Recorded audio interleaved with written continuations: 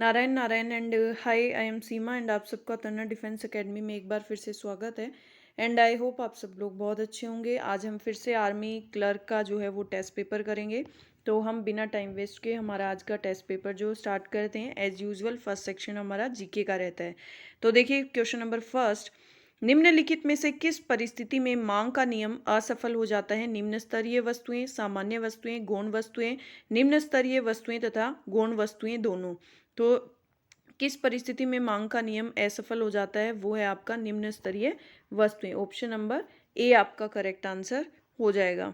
अब देखिए question number second, भारतीय संविधान में कितने मौलिक अधिकार होते हैं? 5, 6, 7 और 8 कितने मौलिक अधिकार होते हैं? तो भारतीय संविधान में आपके 6 मौलिक अधिकार होते हैं। ऑप्शन नंबर बी आपका करेक्ट आंसर हो जाएगा। अब देखिए क्वेश्चन नंबर थर्ड, भारत का प्रथम गवर्नर जनरल कौन था? Lord Canning, lord Curzon, lord Wavell या लॉर्ड माउंट बेंटन? बताइए भारत का प्रथम गवर्नर जनरल, तो वो थे आपके Lord Canning. Option number A आपका करेक्ट आंसर हो जाएगा। आप देखिए क्वेश्चन नंबर फोर, मैरियाना गर्त पृथ्वी के पानी में सर्वाधिक गहरा गर्त है, वह निम्नलिखित में से किस महासागर में स्थित है?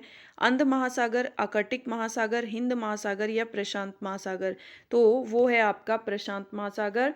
ऑप्शन नंबर डी आपका करेक्ट आंसर हो जाएगा। अब देखिए क्वेश्चन नंबर फाइव, जल चौगान की एक टीम में कितने खिलाड़ी होते हैं? 6, 5, 7 और 8। बताइए कितने खिलाड़ी होते हैं? तो जल चौगान की एक टीम में 7 खिलाड़ी होते हैं। ऑप्शन नंबर सी आपका करेक्ट आंसर हो जाएगा। अब देखिए आपका जीके का सेक्शन, मानव का वैज्ञानिक नाम क्या है? होमो नाइग्रिस, मेलांजेना सेपियस, होपोसेपियस या टिग्रिस सोलेनम? बताइए मानव का वैज्ञानिक नाम क्या है? तो मानव का वैज्ञानिक नाम है होमो सेपियंस। ऑप्शन नंबर सी आपका करेक्ट आंसर हो जाएगा।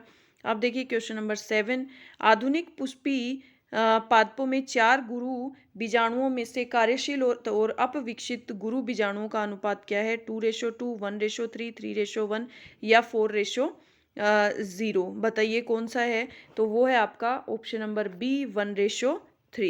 ठीक है। अब देखिए क्वेश्चन नंबर फोर, सभी जटिल प्राणियों का शरीर केवल ब्रैकिट प्रकार के आधारभूत ऊतकों का बना हुआ है? 4440 और 4। तो सभी जटिल प्राणियों का शरीर जो है वो केवल 4 प्रकार के आधारभूत ऊतकों का बना हुआ है। ऑप्शन नंबर डी आपका करेक्ट आंसर हो जाएगा। अब देखिए क्वेश्चन नंबर 9, वह मीटर जो वाहन द्वारा तय की गई दूरी को मापता है उसे क्या कहते हैं? चालमापी, पथमापी, थर्मामीटर या विलोमीटर? उसको क्या कहते हैं? उसको कहते हैं, जो वाहन द्वारा तय की दूरी को मापते हैं उसे कहते हैं पथमापी। ऑप्शन नंबर बी आपका करेक्ट आंसर हो जाएगा। अब देखिए जीके का जीएस का आपका लास्ट क्वेश्चन, दाब के एसआई मात्रक को क्या कहते हैं? न्यूटन कहते हैं, वेबर कहते हैं, पास्कल कहते हैं या हेनरी कहते हैं? तो दाब के एसआई मात्रक को पास्कल कहते हैं। ऑप्शन नंबर सी आपका करेक्ट आंसर हो जाएगा। अब देखिए हमारा मैथ का सेक्शन, तो हम मैथ स्टार्ट करते हैं। देखिए क्वेश्चन नंबर 1, अमित वर्तमान में वैभव से 5 वर्ष बड़ा है और 4 साल बाद उनकी उम्र का अनुपात 5:4 होगा। वर्तमान में अमित की उम्र कितनी है? ये क्या बोल रहा है? अमित वर्तमान में वैभव से 5 वर्ष बड़ा है। तो अमित वैभव की एक्स हो गई और अमित की x+5 हो गई। ठीक है। अब बोल रहा है कि 4 साल बाद उनकी उम्र का अनुपात, मतलब अमित और वैभव की 4 साल के बाद, मतलब 4 साल के बाद x+4, कितना है इनका रेशो? 5:4। तो वर्तमान में अमित की उम्र, तो देखिए ये क्या हो जाएगा? x+9, तो ये क्या आ जाएगा? 4x प्लस 9 चौके 36, और ये क्या आ जाएगा? 5x प्लस 4 पंजे 20। ठीक है। अब देखिए 5 में से 4 गया x, और 36 में से 20 गया कितना? 16। तो वर्तमान में अमित की उम्र पूछी है, तो वर्तमान में अमित की उम्र कितनी हो जाएगी? 16+5, 16+5 कितना हो जाएगा? 21। तो ऑप्शन नंबर डी आपका करेक्ट आंसर हो जाएगा। 16+5 21। ठीक है। अब देखिए next question number 12। Question number 12 है आपका, यदि 7x plus 9y upon 3x minus 4y equal to 19/8 हो तो x और y की वैल्यू बताइए। तो देखिए हम इसको यहीं पे सोल्व कर लेंगे। देखो क्रॉस मल्टीप्लिकेशन कर लेंगे। 8 सातू 8 7 जा 56x, 8 9 जा 72y इज इक्वल टू 19 3 जा 57x और ये 76y। ठीक है, अब देखो, अब आपके 56 57 में से 56 गया 1। ठीक है, अब ये आपके क्या आया, इधर आया 76, ये इधर चला गया और 76 इधर आएगा तो प्लस हो जाएगा। तो 6 और 2 कितना 8, 7 7 14, 148y। ठीक है, अब देखो x अपॉन y आपका क्या आ जाएगा 148 डिवाइड बाय 1। तो ऑप्शन नंबर ए आपका करेक्ट आंसर हो जाएगा। ठीक है, अब देखिए next question, question number 13। Question number 13 है आपका, देखिए यदि p plus 1 upon p is equal to √10 is equal to p की पावर 4 प्लस 1 अपॉन पी की पावर 4 का मान ज्ञात करें। तो देखो इसमें एक आपका क्या है, सिंपल तरीका है। जब भी आपको इस तरह से पूछे तो आप इसकी क्या करोगे, दोनों तरफ से आप क्या करोगे, स्क्वायर करोगे। इसकी स्क्वायर करी, इसकी स्क्वायर करी। ठीक है, और क्या करना है, ये देखो इसको करोगे आप होल स्क्वायर, तो हम ये सीधा तरीका है। आप इसकी स्क्वायर करो, इसकी स्क्वायर करो, इसकी स्क्वायर करोगे तो यहाँ पे क्या आ जाएगा 10 और इसमें से 2 घटा दो, ये आपका आ गया पी की स्क्वायर प्लस 1 अपॉन पी की स्क्वायर। सीधा करना है आपको, 2 माइनस करना है। अब देखो हम ऐसे, ये आ गया तो अब हम इसका पी की पावर 4 निकालेंगे। तो अब इसकी अगेन स्क्वायर करी तो 1 अपॉन पी की पावर 4। अब इसमें क्या करोगे, अगेन आप 8 की स्क्वायर करोगे। अब 8 की स्क्वायर करोगे तो आपका कितना आ गया 64, 64 में से 2 घटा दो 62। तो ऑप्शन नंबर सी आपका करेक्ट आंसर आ जाएगा। आपको कुछ देखने की जरूरत नहीं है, सीधा आपको इस तरह से करना है, आपको बड़ा पूरी कैलकुलेशन करते हुए नहीं चलना है।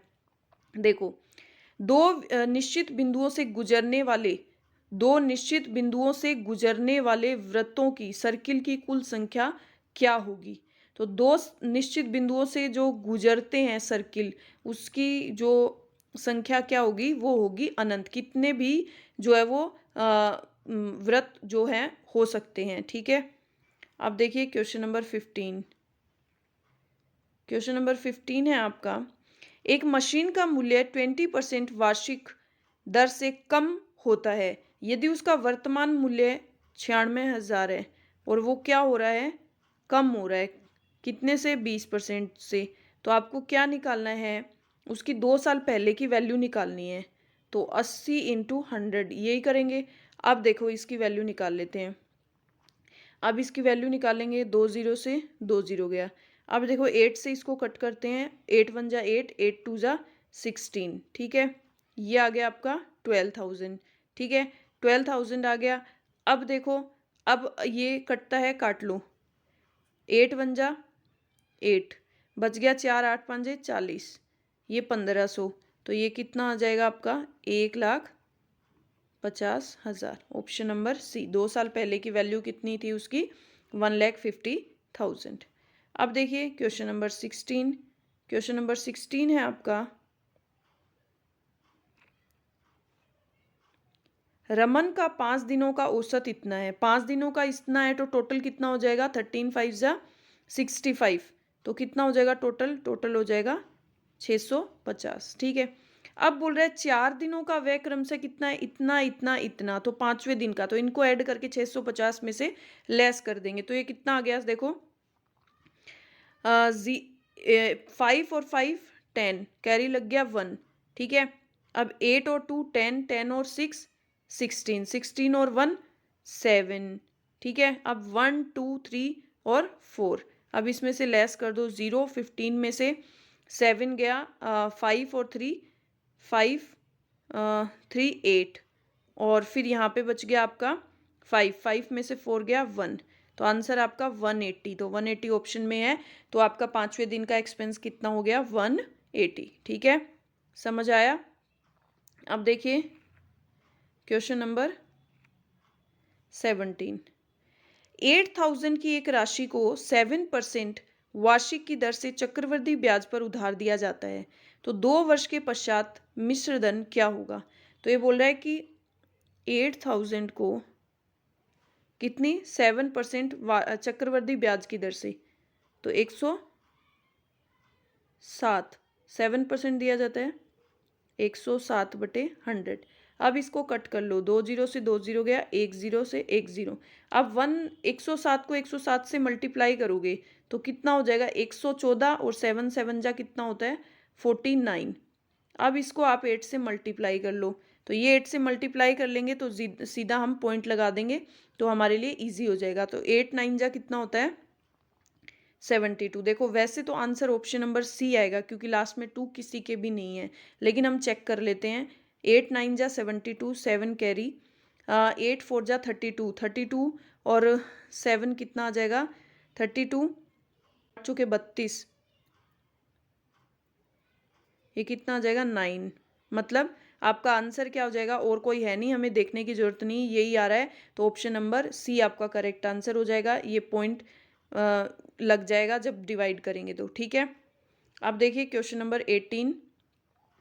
एक कूलर का क्रय मूल्य 8400 है, यदि लाभ प्रतिशत 26% है तो कूलर का विक्रय मूल्य क्या है।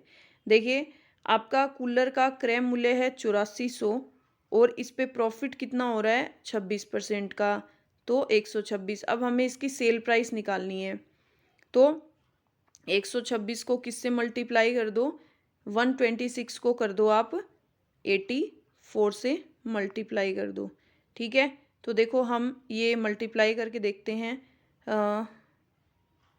126 इंटू 84, तो 4 6 जा 24, 4 2 जा 8, 8 2 10, 4 1 और 4 1 5, ठीक है। 48,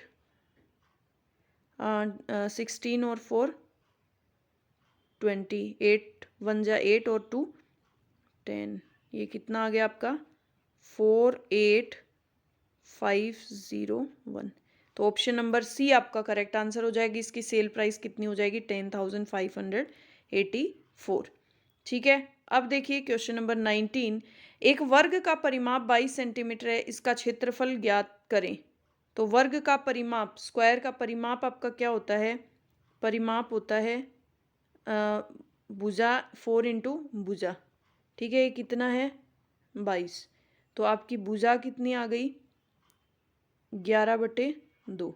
और क्षेत्रफल क्या होता है, क्षेत्रफल होता है आपका भुजा की स्क्वायर, तो क्या हो जाएगा इसकी स्क्वायर, ठीक है। तो 11 को 11 से करोगे तो कितना आ जाएगा 121/4, तो 4 तिया 12, फिर ये लग जाएगा 0 और 4 दूनी 8, फिर बच जाएगा 2 0 4 5 20। ऑप्शन नंबर डी आपका करेक्ट आंसर हो जाएगा। अब देखिए क्वेश्चन नंबर 20। क्वेश्चन नंबर 20 आपका ट्रायंगल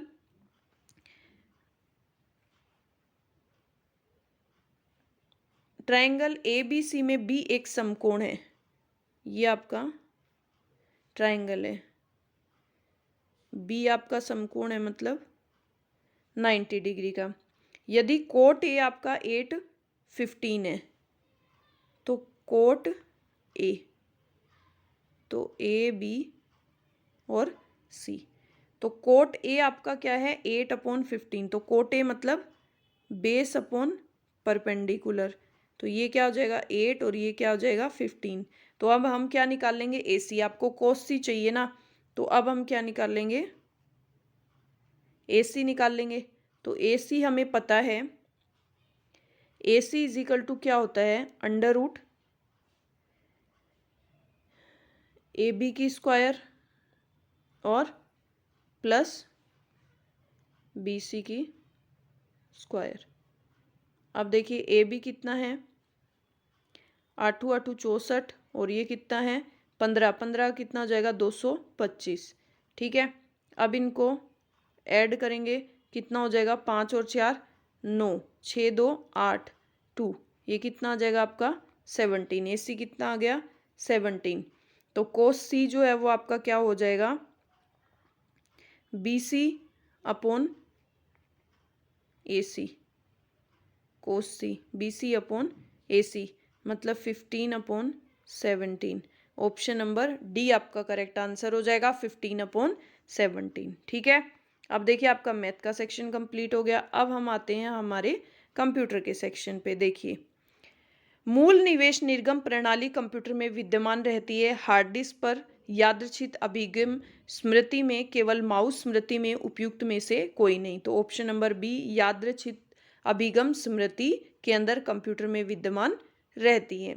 अब देखिए क्वेश्चन नंबर 22। क्वेश्चन नंबर 22 है आपका, इलेक्ट्रॉनिक कंप्यूटर का आविष्कार किसने किया? मार्कोनी ने, एलन एम टूरिंग ने, अलेक्जेंडर ग्राहम बेल ने, या उपयुक्त में से कोई नहीं। बताइए किसने की थी? तो एलन एम टूरिंग जो है उन्होंने कंप्यूटर का आविष्कार, इलेक्ट्रॉनिक कंप्यूटर का आविष्कार किया। अब देखिए क्वेश्चन नंबर 23, कंप्यूटर की भाषा में एक मेगाबाइट में कितने बाइट होते हैं? 1 लाख, 10 लाख, 10,24,000, 10,40,576। तो कंप्यूटर की भाषा में 1 मेगाबाइट के अंदर जो है वो 10,48,576 बाइट होते हैं।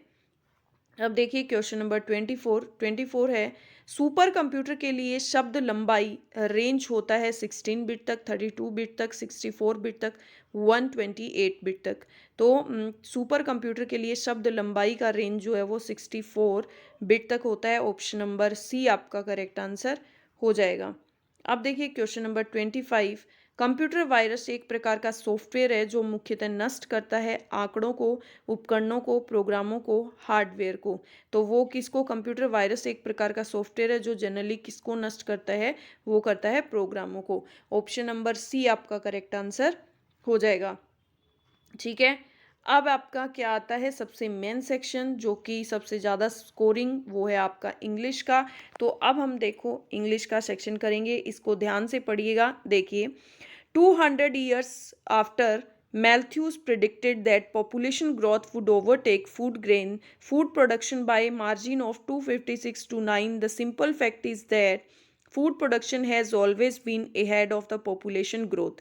200 साल के बाद, 200 ईयर्स आफ्टर, मैल्थ्यूस जो है उनकी जो भविष्यवाणी, उनकी भविष्यवाणी क्या थी कि दैट पॉपुलेशन ग्रोथ, की पॉपुलेशन जो जनसंख्या वृद्धि है वुड ओवरटेक फूड प्रोडक्शन, जो फूड प्रोडक्शन है उससे क्या जाएगी? ज़्यादा जाएगी फूड प्रोडक्शन से, फूड उत्पादन से, बाय मार्जिन को, कितने के मार्जिन से? 250, 256 से 9 के अंतर में जो है वो आगे जाएगी। द सिंपल फैक्ट, सिंपल जो तथ्य है, is that production food production, food जो उत्पादन है, जो खाद्य उत्पादन है, वो had always been ahead of the population, population growth से जो है वो हमेशा आगे रहा है।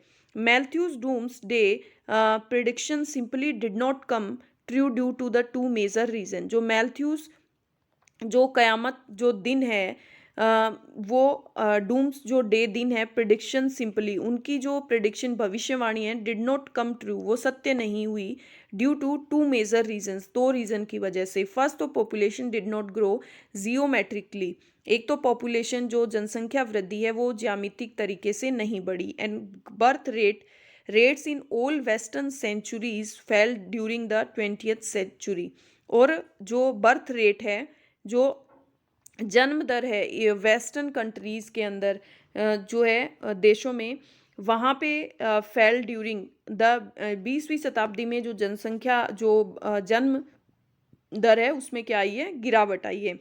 Resulting in very slow population, उससे उसका रिजल्ट क्या आया कि पॉपुलेशन जो ग्रोथ है, जनसंख्या ग्रोथ जो वृद्धि है वो काफ़ी धीमी हो गई।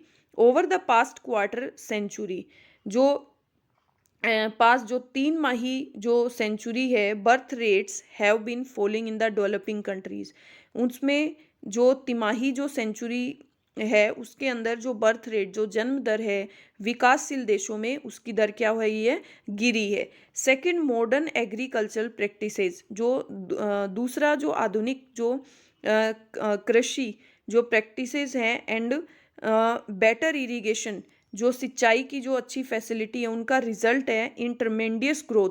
उससे क्या हुआ है कि जो फूड प्रोडक्शन, जो खाद्य उत्पादन है, उसमें बहुत फैबुलस, बहुत उल्लेखनीय जो है वो ग्रोथ हुआ है, वृद्धि हुई है in almost all part of globe, संसार के सभी पार्ट्स में, सभी भागों में, with the notable exception of सब सहारा अफ्रीका। सिर्फ जो नोटेबल सब सहारा अफ्रीका है, उप सहारा जो अफ्रीका है उसको छोड़ के।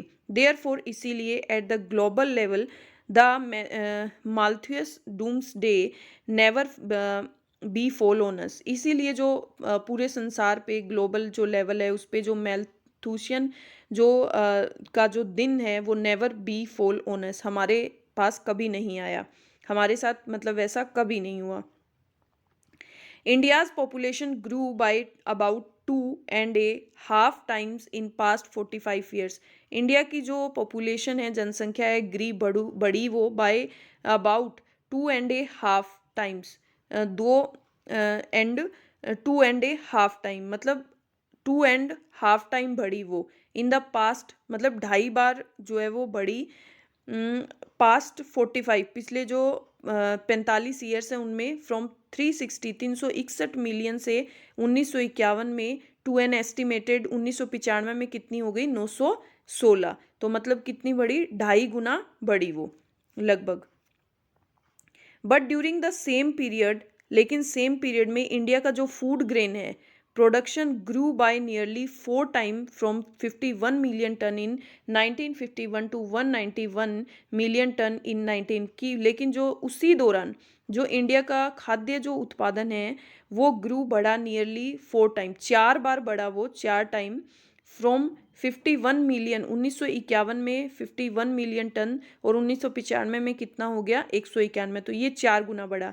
एज ए रिजल्ट इसका जो परिणाम था, the per capita food grain availability in India gone up considerably since the independence. इसका परिणाम क्या हुआ, जो पर कैपिटा जो प्रति व्यक्ति फूड ग्रेन जो खाद्य उत्पादन की जो अवेलेबिलिटी थी, उपलब्धि थी इन इंडिया, भारत में, हैज़ गोन अप बढ़ी कंसिडरली सिंस, लगातार इंडिपेंडेंस स्वतंत्रता के बाद। That is the Malthusian prediction has not come true even in India. तो मतलब दैट इज जो मैल्थूसियन की जो भविष्यवाणी थी वो इंडिया के अंदर सच नहीं हुई। अब देखिए क्वेश्चंस देखते हैं हम। क्वेश्चंस हैं हमारे, इन the developing countries the birth rate is increasing, doubling, falling and स्टेटिंग। कि जो इन डेवलपिंग कंट्रीज है उसके अंदर जो बर्थ रेट है वो बढ़ी है, डबलिंग हुई है, या फॉलिंग गिरी है, या स्टेटिक, तो क्या हुई है, option number c, developing countries के अंदर बर्थ रेट गिरी है। ये हमने अभी हमारे पैराग्राफ में पढ़ा है। India's food production from 1951 to 1995 grew nearly. कि इंडिया की जो फूड प्रोडक्शन 1951 से 1995 में मतलब लगभग कितना बढ़ा, तो हमने अभी पढ़ा है कि 4 टाइम, 5 टाइम, 4 टाइम, 3 टाइम और 2 टाइम, तो कितनी बार बढ़ा, 4 टाइम, 4 टाइम बढ़ा है। ठीक है। Question number 28, the food production had always been of population. जो फूड प्रोडक्शन है वो ऑलवेज पॉपुलेशन ग्रोथ से क्या रहता है, स्लो रहता है, ए हेड आगे रहता है, एडिक्वेट या स्टेगनेंट, तो क्या रहता है, हमेशा ए हेड आगे रहता है, ऑप्शन नंबर बी। अब देखिए क्वेश्चन नंबर 29, इसको थोड़ा स्मॉल कर लेते हैं। 29 नंबर क्वेश्चन है हमारा, Matthew's doomsday prediction did not come true due to the major reasons। कि मैथ्यूज डूम्सडे प्रिडिक्शन जो है वो did not come true, 2 major reason के कारण उनकी जो प्रिडिक्शन है वो सच नहीं हुई। Rapid growth in population and industrial development, no, very slow growth in population and modern agricultural practices and better irrigation. की वेरी स्लो प्रोडक्शन की जो पॉपुलेशन जनसंख्या वृद्धि बहुत स्लो हुई, एंड मॉडर्न जो आधुनिक जो कृषि जो प्रैक्टिसेस थी, एंड बेटर, और सिंचाई की फैसिलिटीज़ बहुत अच्छी हो गई, उससे फूड प्रोडक्शन बहुत अच्छा हुआ। Increase in per capita income and economic progress, better facility in health and hygiene, तो ऑप्शन नंबर बी आपका करेक्ट आंसर हो जाएगा। अब देखिए क्वेश्चन नंबर 30। क्वेश्चन नंबर 30 है आपका, in the past 45 years India's population has grown about। कि past जो 45 ईयर्स है, 45 सालों में इंडिया की पॉपुलेशन जो है वो लगभग कितनी बढ़ी, day half time, 1.5 time, 5 time, या 2.5 टाइम? कितनी बार बढ़ी? 2.5 टाइम, 2.5 गुना बढ़ी। ठीक है, ये सब पैराग्राफ के क्वेश्चन थे जो हमने पैराग्राफ में से ही रीड आउट करे हैं। अब देखिए आपके क्वेश्चन है, fill in the blanks by choosing the appropriate article. आपको एप्रोप्रिएट आर्टिकल बताना है। तो देखिए क्वेश्चन नंबर 31 नंबर क्वेश्चन है आपका, India of today differ from India of yesterday, A दादा और ए। तो देखिए इसके अंदर इंडिया ऑफ टुडे, तो इसमें आपके आएगा the India of today differ from India of yesterday. जो कल इंडिया था उससे आज का इंडिया अलग है। तो यहाँ स्पेशली कंट्री के लिए बात हो रही है, इंडिया के लिए, तो यहाँ पे द का यूज होगा, यहाँ पे ए या एन का यूज नहीं होगा। किसी स्पेसिफिक चीज के लिए यूज हो रहा है। French is a language, L language, तो ये आपका क्या है? कॉन्सोनेंट साउंड है। तो French is a language of the people of England. England के लोगों के लिए स्पेसिफिकली बात हो रही, इसलिए यहाँ पे द का यूज होगा। ठीक है, ए और द। तो French is a language of the people of England. तो ऑप्शन नंबर बी आपका करेक्ट आंसर हो जाएगा। आप देखिए question number 33, the Ganga is the holiest river of the India. India की सबसे पवित्र नदी कौन सी है? वो है गंगा। तो यहाँ पे स्पेसिफिक गंगा की बात हो रही है जो एक ही है, और सबसे पवित्र स्थान की बात हो रही है तो वो भी मतलब एक उसके लिए हो रही है पर्टिकुलर, तो यहाँ पे द का यूज ही करेक्ट होगा।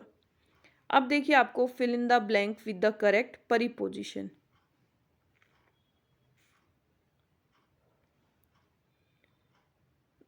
देखिए, with an umbrella blank my head I was able to protect myself from the scorching heat of the sun. कि विद एन अम्ब्रेला, जब भी हमारे सर से ऊपर किसी चीज़ की बात हो रही है तो ओवर, एक्रॉस, अंडर और बिंथ, तो हमेशा जो है वो ओवर का यूज़ होता है। सर से ऊपर हम किसी चीज़ का यूज़ करते हैं जो हमें स्पर्श नहीं करती है, तो हमेशा हम ओवर का यूज़ करते हैं।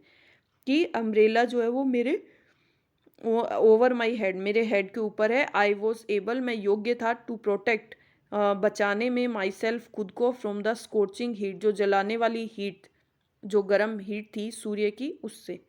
ठीक है, अब देखिए क्वेश्चन नंबर 35 है, all bracket glitters is not gold, the, that, same और दीज। तो इसका आंसर क्या आएगा कि all that glitters is not good, कि सभी ग्लिटर्स जो है वो, चमकदार चीज़ें जो है वो सोना नहीं होती हैं। तो यहाँ पे ऑल दैट आएगा। ठीक है, अब देखिए क्वेश्चन नंबर 36 है, he was blank angry to speak to me, he was too, so, to, that और such. He was too angry to speak to, यहाँ पे टू और टू इन दोनों का यूज हुआ है। ठीक है, इसलिए यहाँ पे क्या आएगा? टू। यहाँ पे too angry to speak to me. अब देखिए, the cricket was lazy blank it, the ant was busy. The cricket was lazy and yet and but और सो। तो the cricket was lazy but the ant was busy, लेकिन ant जो है वो क्या थी? बिजी थी। अब देखिए question number 38, choose the correct form of the verb and fill in the blank in each of the following sentences. The engineers break it this bridge since last year. तो यहाँ पे देखो सिंस आ गया, इसका मतलब यहाँ पे आपके आएगा परफेक्ट कंटिन्यूअस। ठीक है, अब परफेक्ट कंटिन्यूअस देखते हैं आपके पास प्रेजेंट है या पास्ट है। ठीक है, तो हैव रिपेयर्ड नहीं आएगा, ये भी नहीं आएगा। आपका present continuous, present perfect continuous दे ही एक रखा है, हैव बीन रिपेयरिंग, कि उसको पिछली साल से इंजीनियर्स जो है वो इस ब्रिज को बना रहे हैं। तो ऑप्शन नंबर सी आपका करेक्ट आंसर हो जाएगा। अब देखिए, they had reached the railway station before the train they had reached the railway station before the train had been left, left was living had left, तो इसका आंसर होगा left, कि they had reach the station, station पहुंचने से पहले उनकी train छूट गई। तो हमेशा जब भी यहाँ पे आपका परफेक्ट पास्ट परफेक्ट टेंस का यूज होता है तो यहाँ पे आपका सिंपल पास्ट का यूज होता है।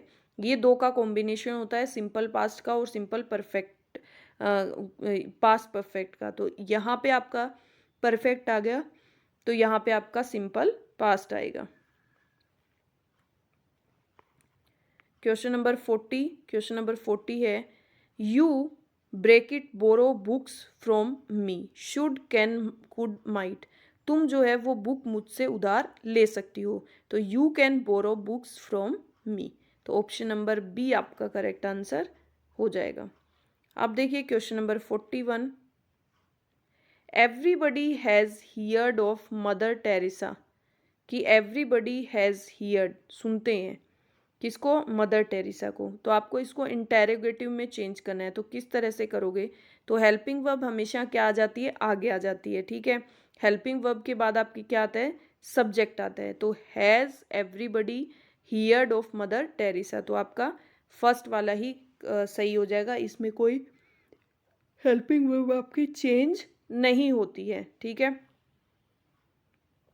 अब देखिए question number 42, change the following sentences into passive voice, I did not trust anybody, मैं किसी पे ट्रस्ट नहीं कर सकता, मैंने किसी पे ट्रस्ट नहीं किया, तो एनीबडी की जगह और डिड नॉट दो बार नहीं आएगा, तो यहाँ पे हमेशा नोबडी से स्टार्ट करते हैं पैसिव वॉइस, तो कहाँ से स्टार्ट करते हैं, नोबडी से, तो नोबडी यहाँ पे आप जब पैसिव वॉइस में कन्वर्ट कर रहे हैं तो डिड की जगह क्या आ जाएगा, वॉज, तो नोबडी वॉज ट्रस्टेड बाय मी, तो ऑप्शन नंबर ए आपका करेक्ट आंसर हो जाएगा, ठीक है। Nobody had been, would be, has been, ये सब नहीं आएगा, आपका ऑप्शन नंबर ए करेक्ट हो जाएगा। अब देखिए question number 43, change the following sentences in indirect narration, call the first witness said the जज, first witness, call the first witness, जज ने कहा कि फर्स्ट विटनेस को बुलाओ, ठीक है। तो ये क्या होगा, द जज कमांडेड दैट, कमांड दी है, द जज commanded that the first witness be called, first witness को बुलाइए, ठीक है। तो ऑप्शन नंबर क्या हो जाएगा, यहाँ पे दैट से स्टार्ट होगा और आपका जो टेंस है वो किस में कन्वर्ट हो जाएगा, कोल्ड, तो ये आपका हो जाएगा पास्ट में, ठीक है। तो ऑप्शन नंबर सी आपका करेक्ट आंसर हो जाएगा। अब देखिए क्वेश्चन नंबर 44 नंबर क्वेश्चन है आपका, द नेक्स्ट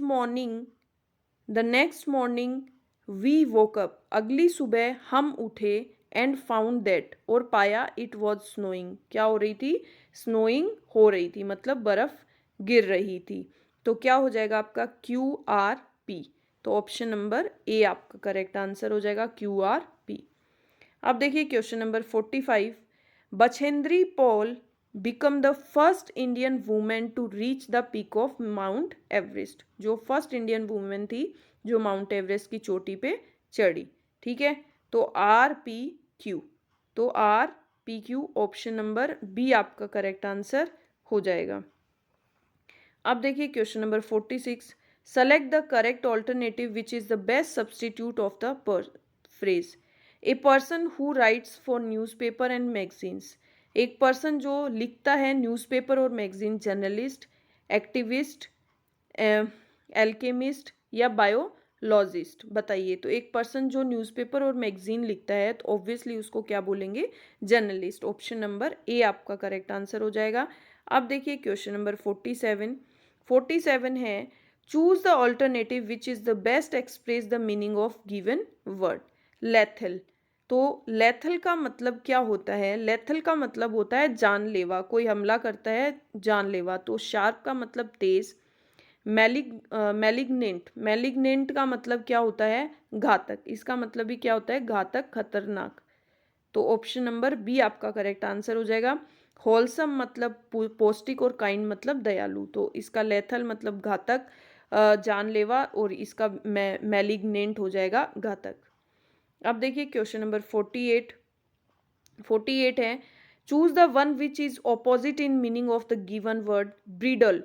ब्रीडल का मतलब होता है लगाम, बोलते हैं ना कि इस पे लगाम कसो, तो वो होता है लगाम लगाना किसी चीज पे। तो इसका ऑपोजिट बताना है, लगाम लगाना और मुक्त करना, तो इसका आ जाएगा रिलीज, मुक्त करना। कंट्रोल, ये तो नियंत्रण करना।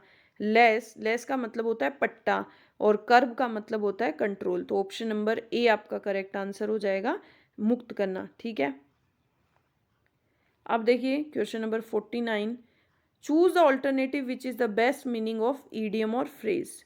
आपको ईडियम और फ्रेज बताना है।